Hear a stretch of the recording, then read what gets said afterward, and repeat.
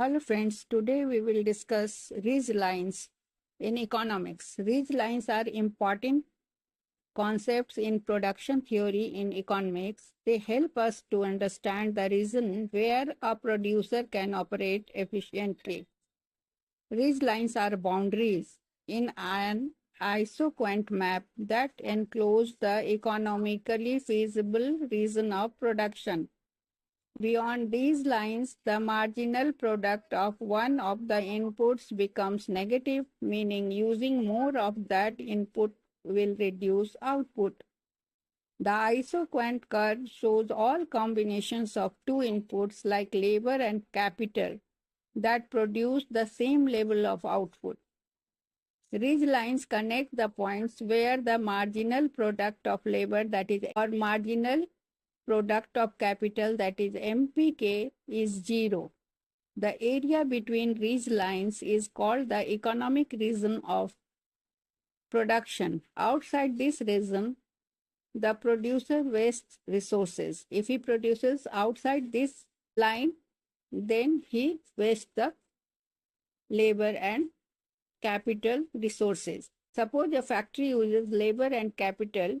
Labor is denoted by L, capital by K, to produce. With initially increasing labor increases output. But if labor keeps increasing while capital remains fixed, workers overcrowd machines. After a point, additional workers reduce total output. What will happen? Marginal productivity of labor will become negative.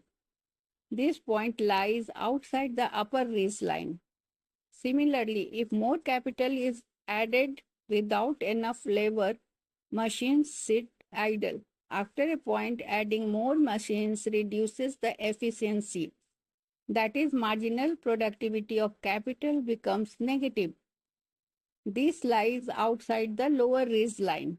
So the ridge lines are where marginal productivity of labor is zero on one side and marginal productivity of capital is zero on the other side.